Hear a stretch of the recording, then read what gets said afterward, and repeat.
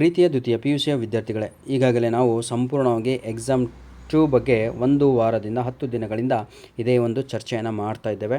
ಈಗಲೂ ಕೂಡ ಅದೇ ಒಂದು ಚರ್ಚೆ ಎಕ್ಸಾಮ್ 2 ಬೋರ್ಡ್ ವತಿಯಿಂದ, ಅಂದರೆ ನಮ್ಮ PUC ಬೋರ್ಡ್ ವತಿಯಿಂದ Karnataka school examination and assessment board second year PUC examination 2 ಅಂತ ಹೇಳಿದರೆ ಎಕ್ಸಾಮ್ 2 ಏನು ವಿದ್ಯಾರ್ಥಿಗಳು ಎಕ್ಸಾಮ್ ಬರೆದಿದ್ರಲ್ವ ಅವರಿಗೆ ಕೀ ಆನ್ಸರ್ಗಳನ್ನು ರಿಲೀಸ್ ಮಾಡಲಾಗಿದೆ. ಈ ಒಂದು ಕೀ ಆನ್ಸರ್ಗಳನ್ನು ತಾವುಗಳು ಬರೆದಂಥ ಎಕ್ಸಾಮಿನ ಟ್ಯಾಲಿ ಮಾಡಿಕೊಂಡು ತಮಗೆ ಎಷ್ಟು ಅಂಕಗಳು ಬರ್ಬೋದು ಅಂತ ತಾವುಗಳು ಈಗಲೇ ಅದನ್ನು ಡಿಸೈಡನ್ನು ಮಾಡಿಕೊಳ್ಳಬಹುದಾಗಿದೆ.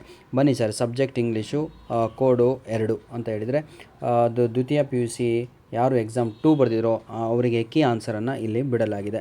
ಪ್ರಥಮ ಯಾವುದು ನಮ್ಮ ಒಂದು ಫಸ್ಟ್ ಮೇನ್ ಕ್ವಶನಲ್ಲಿ ಮೊದಲನೆಯ ಆನ್ಸರು ರೋಮಿಯೋ, ಸೆಕೆಂಡ್ ಇಟಾಲಿ, ಮೂರನೆಯ ಆನ್ಸರು ಗಾಡ್, ಹೌದಲ್ವಾ?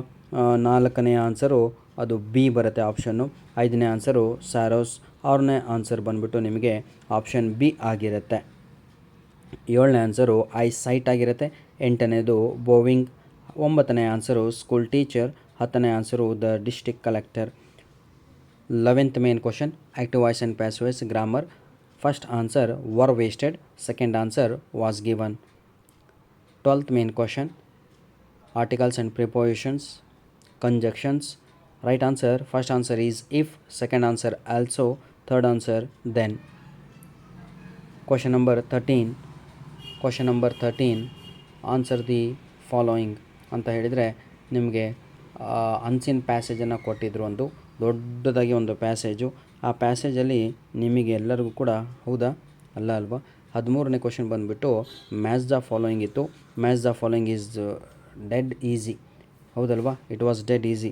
Marcus Ibe People Alliance Party, PAP party, right answer. ಮಡುಕ ಪ್ರೋಗ್ರೆಸಿವ್ ಆರ್ಗನೈಸೇಷನ್ ಪಾರ್ಟಿ.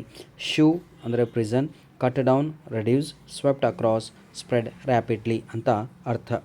ಬನ್ನಿ ಸರ್, ಸೆಕೆಂಡ್ ಪಾರ್ಟ್ ಬಿ ನೋಡೋದಾದರೆ ನಾವು ಈಗಲೇ 20 ಅಂಕದ ಒಂದು ಸಂಪೂರ್ಣವಾದ ಕೀ ಆನ್ಸರ್ಗಳನ್ನು ನಾವು ಬೋರ್ಡ್ ವತಿಯಿಂದ ಕೊಟ್ಟಿರುವಂಥದ್ದನ್ನು ನೋಡಿದ್ದೇವೆ. ಪಾರ್ಟ್ ಬಿಗೆ ನಾವು ಬರೋದಾದರೆ ಪ್ರೀತಿಯ ವಿದ್ಯಾರ್ಥಿಗಳೇ, ಫಸ್ಟ್ ಕ್ವಶನು 14th ಒನ್ ತಾವುಗಳು ಕೀ ಪಾಯಿಂಟ್ಸನ್ನು ಇಲ್ಲಿ ನೋಡಬಹುದಾಗಿದೆ. ಬರೀ ಇಷ್ಟೇ ಬರೆದರೆ ಮಾಡಿಸ್ಕೊಡಲ್ಲ, ಎಲ್ಲ ಕೀ ಪಾಯಿಂಟ್ಸ್ಗಳು ನಿಮ್ಮ ಆನ್ಸರಲ್ಲಿ ಕವರ್ ಆಗಿರಬೇಕು ಅಂತ ಬೋರ್ಡ್ ವತಿಯಿಂದ ಈ ಒಂದು ಕೀ ಆನ್ಸರನ್ನು ಇಲ್ಲಿ ಕೊಟ್ಟಿರುವಂಥದ್ದು.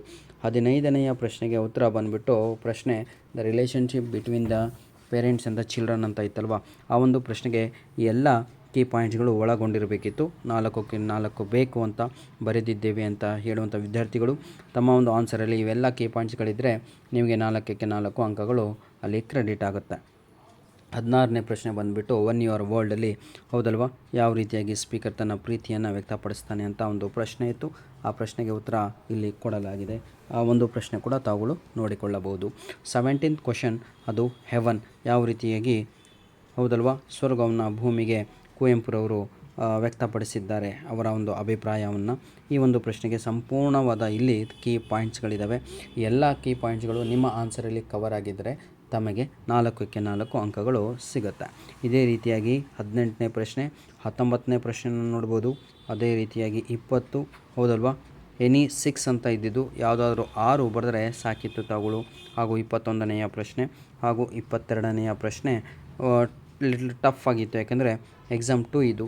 ಹಾಗಾಗಿ ಪ್ರೀತಿಯ ವಿದ್ಯಾರ್ಥಿಗಳೇ 23 ಮತ್ತು where there is a wheel ಪಾಠದಿಂದ ನಂತರದಲ್ಲಿ ಥರ್ಡ್ ಮೇನ್ ಕ್ವಶನ್. ಪ್ರೀತಿಯ ವಿದ್ಯಾರ್ಥಿಗಳೇ, ಇದನ್ನು ನಾವು ನಿಮಗೆ ಥರ್ಡ್ ಮೇನ್ ಕ್ವಶನಲ್ಲಿ 6 ಅಂಕದ ಪ್ರಶ್ನೆಗಳಾಗಿದ್ದವು. ಇವು 6 ಅಂಕದ ಪ್ರಶ್ನೆಗಳಲ್ಲಿ ನಾನು ನಿಮಗೆ ಅವತ್ತಿನ ಹೇಳ್ತಾ ಇದ್ದೆ, as per our blueprint water and sunny morning, ಹೌದಲ್ವಾ? ವಾಟರು ತಪ್ಪಿದರೆ ಸನಿ ಮಾರ್ನಿಂಗೇ ಬರೋದು, ರೆಡಿ ಇರಿ, ಸಿದ್ಧರಾಗಿರಿ ಅಂತ ಪದೇ ಹೇಳ್ತಾ ಇದ್ವಿ. ಅದಕ್ಕೆ ತಾವುಗಳು ಶ್ರಮ ಪಟ್ಟಿದ್ದೀರ ಕೆಲವೊಬ್ಬರು, ಆಲ್ ದ ಬೆಸ್ಟ್, ಆಯಿತಾ? ಅದೇ ರೀತಿಯಾಗಿ ನಂತರದಲ್ಲಿ ಯಾವುದು ನೆಕ್ಸ್ಟ್ ಮೇನ್ ಕ್ವಶನ್ ಪಾರ್ಟ್ ಸಿಗೆ ಬರ್ತಾ ಇದ್ದೀವಿ ಪ್ರೀತಿಯ ವಿದ್ಯಾರ್ಥಿಗಳೇ. ಈಗಾಗಲೇ ನಾವು ಸುಮಾರು 50 ಅಂಕದ ಪ್ರಶ್ನೆ ಪತ್ರಿಕೆಯನ್ನು ಮುಗಿಸಿದ್ದೇವೆ. ಈಗ ನಾವು ಪ್ಯಾಸೇಜನ್ನು ನೋಡ್ತಾ ಇದ್ದೀವಿ. ಅನ್ಸಿನ್ ಪ್ಯಾಸೇಜಲ್ಲಿ ಫಸ್ಟ್ ಆನ್ಸರ್ ಈ flying bird, second answer yellow patch on the throat, third one Amiruddin, fourth one the honour secretary of the society, ಈ answer. Fifth one at the museum of Bombay natural history society, f 1 year, g ornithology, H the book of Indian birds, I unknown. ಇದು prefix ಹಾಗೂ antonym ಮಾಡಿ ಅಂತ ನಿಮಗೆ known ಅಂತ ಕೊಟ್ಟಿದ್ರು. Unknown is the right answer. Next J answer is ಪದ್ಮ ವಿಭೂಷಣ್. ನಂತರದಲ್ಲಿ 26ನೇ ಪ್ರಶ್ನೆ ಬಂದುಬಿಟ್ಟು ಪ್ರೊನೋಮಿನಲ್ ಪ್ರೊನೌನ್ಸ್ ಅಂತ ಇತ್ತು, ಅಂದರೆ ರೆಫರ್ ಅಂತ. ರೆಫರಲ್ಲಿ him, Salim Ali's uncle is the right answer. Salim Ali's uncle is the right answer. It answer is bird. Who answer is WS Millard. Where answer that is the society. Moving to part d my dear children, that is ಯಾವುದದು dialogue writing ಇತ್ತು. ಪ್ರಶ್ನೆ ಪತ್ರಿಕೆ ಇದ್ದವರು ತಾವುಗಳು ನೋಡ್ಕೊಳ್ಳಿ. ಪ್ರಶ್ನೆ ಪತ್ರಿಕೆ ಇದ್ದವರು ತಾವುಗಳು ಹಿಂದೆ ವಿಡಿಯೋಸ್ಗಳನ್ನು ನಾನು ನೋಡಿದರೆ ಅಲ್ಲಿ ಒಂದು ಕ್ವಶನ್ ಪೇಪರ್ ಲಿಂಕನ್ನು ಕೊಟ್ಟಿದ್ದೇನೆ. ತಾವುಗಳು ಎಕ್ಸಾಮ್ ಟು ಕ್ವಶನ್ ಪೇಪರನ್ನು ಡೌನ್ಲೋಡ್ ಮಾಡಿಕೊಂಡು ಈ ಕೀ ಆನ್ಸರ್ ಕೂಡ ಡೌನ್ಲೋಡನ್ನು ಮಾಡಿಕೊಳ್ಳಬಹುದಾಗಿದೆ. ಪೇಷಂಟ್ ಆಯಿತಾ, ಇದರಲ್ಲಿ ನೋಡೋದಾದರೆ ಇಂಟ್ರೊಡ್ಯೂಸ್ ಅಂತ ಇತ್ತು ಬ್ರ್ಯಾಕೆಟಲ್ಲಿ. ಹಾಗಾಗಿ ಮೈ ನೇಮ್ ಈಸ್ ಅಥವಾ ಐ ಆಮ್ ಇಸ್ಲಾಂ ಅಥವಾ ಮೈ ನೇಮ್ ಈಸ್ ಇಸ್ಲಾಂ ಅಥವಾ ನಿಮ್ಮ ಹೆಸರು my name is Ram, my name is ಅಂತ ಏನಾದರೂ ಬರೆಯಬಹುದಾಗಿತ್ತು. ನೋಡಿ, how can I help you ಅನ್ನೋದು ಸರಿಯಾದ ಉತ್ತರ.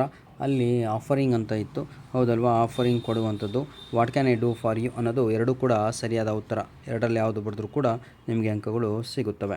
ಇಲ್ಲೂ ಕೂಡ ಅಷ್ಟೇ, ನಿಮಗೆ ಗ್ರ್ಯಾಟಿಟ್ಯೂಡ್ ಅಂತ ಇತ್ತು, ಥ್ಯಾಂಕ್ ಯು ಅಥವಾ ಥ್ಯಾಂಕ್ ಯು ಸೋ ಮಚ್ ಅಂತ ಬರೆದರೆ ಮಾತ್ರ ಅಂಕಗಳು ಸಿಗುತ್ತವೆ.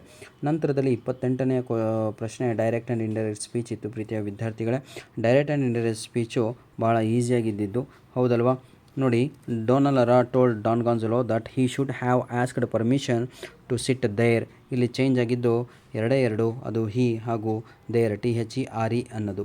Next, Don Gonzalo said that's the benches there were public property. Were ಮಾತ್ರ ಇಲ್ಲಿ ಚೇಂಜ್ ಆಯಿತು ಅಷ್ಟೇ. ಅಲ್ಲಿ ಆರ್ ಅಂತ ಇತ್ತು, ಇಲ್ಲಿ ವರ್ ಅಂತ ಮಾಡಬೇಕಿತ್ತು ಉತ್ತರದಲ್ಲಿ. Dona Laura asked Don Gonzalo why he had complaint about the priest. ಇಲ್ಲೂ ಕೂಡ ಅಷ್ಟೇ, ಹಿ ಹ್ಯಾಡ್ ಅನ್ನೋದು ಮಾತ್ರ ಚೇಂಜ್ ಆಗಿದೆ. ನಂತರದಲ್ಲಿ ಲಾಸ್ಟ್ ಪ್ರಶ್ನೆ, Don Gonzalo asked whether she was taunting him. ಹೌದಲ್ವಾ, if she was. Okay, last question my dear children, that is the flow chart. Question number 29. Stress is the first answer, second is people, third one is rich, fourth poor, fifth men, sixth one women, seventh USA, last answer is UK. This is the last main question of your question paper second year PUC exam to English. ಯಾವುದು ಅಂತ ಹೇಳಿದರೆ letter writing ಇತ್ತು. ನಿಮಗೆ ಸರಿಯಾಗಿ format ಇದ್ದರೆ, ಅಂದರೆ ಫಸ್ಟಿಗೆ from, ಆಮೇಲೆ date, to address, subject, reference, ಅದಕ್ಕಿಂತ ಮುಂಚೆ salutation, subject, reference, body of the letter, thank you, yours faithfully, ಈ ರೀತಿಯಾಗಿ ಸರಿಯಾಗಿ ಫಾರ್ಮೆಟ್ ಇದ್ದರೆ ನಿಮಗೆ 2 ಅಂಕ ಸಿಗತ್ತೆ. ಫಾರ್ಮೆಟೇ ತಪ್ಪಿದರೆ ಅಲ್ಲಿಗೆ 0 marks. Next content, body of the letter, text. Content, body of the letter ಅಂತ ಹೇಳಿದರೆ ಏನು ಬರೆದಿದ್ದೀರಾ ಅನ್ನೋದು ಮುಖ್ಯ ಆಗಿರುತ್ತೆ. ಪ್ರಶ್ನೆ ಏನು, ನಿಮ್ಮ ಉತ್ತರ ಏನಾಗಿದೆ ಅಂತ, ಇವೆಲ್ಲ ಸರಿ ಇದ್ದರೆ ಮಾತ್ರ. Resume can be return either separately or in the body of the letter itself. Resume ಸಪ್ರೇಟಾಗಿ ಬರೆದ್ರೂ ಅಂಕಗಳು ಸಿಗುತ್ತೆ. ಇಲ್ಲ ಸರ್, ಬಾಡಿ ಆಫ್ ದಿ ಲೆಟ್ರಲ್ಲೇ ನಾವು ಸಂಪೂರ್ಣವಾಗಿ ನನ್ನ ರೆಸ್ಯೂಮಿನ ಒಂದು ಪಾಠನ ಬರೆದಿದ್ದೇನೆ ಅನ್ನೋರಿಗೂ ಕೂಡ ಸಂಪೂರ್ಣವಾಗಿ ಮಾರ್ಕ್ಸ್ ಇಲ್ಲಿಗೆ ಸಿಗುತ್ತೆ. ನಿಮಗೆ ನಾನು ಇಲ್ಲಿ ಸಂಪೂರ್ಣವಾಗಿ ಅವರು ಕೊಟ್ಟಿರುವಂತಹ ಒಂದು ಕಂಡೀಷನ್ ಕೂಡ ನಾನು ಇಲ್ಲಿ ಅಪ್ಲೋಡನ್ನು ಮಾಡ್ತಾಯಿದ್ದೇನೆ. ಧನ್ಯವಾದಗಳು ಪ್ರೀತಿಯ ವಿದ್ಯಾರ್ಥಿಗಳೇ. ಈ ಒಂದು ವಿಡಿಯೋದ ಡಿಸ್ಕ್ರಿಪ್ಷನ್ ಬಾಕ್ಸಲ್ಲಿ ಇದರ ಒಂದು PDF ಕಾಪಿಯನ್ನು ಕೂಡ ಕೊಟ್ಟಿರ್ತೇನೆ. ಉಚಿತವಾಗಿ ಡೌನ್ಲೋಡ್ ಮಾಡಿಕೊಂಡು ಸಂತೋಷವಾಗಿ ತಾವುಗಳು ನಿಮ್ಮ ಕೀ ಆನ್ಸರ್ಗಳನ್ನು ಚೆಕ್ ಮಾಡ್ಕೊಳ್ಳಿ ಅಂತ ಹೇಳ್ತಾ ವಿಡಿಯೋನ ಇಲ್ಲಿಗೆ ಮುಗಿಸ್ತಾ ಇದ್ದೇನೆ. God bless you all the best for your exams.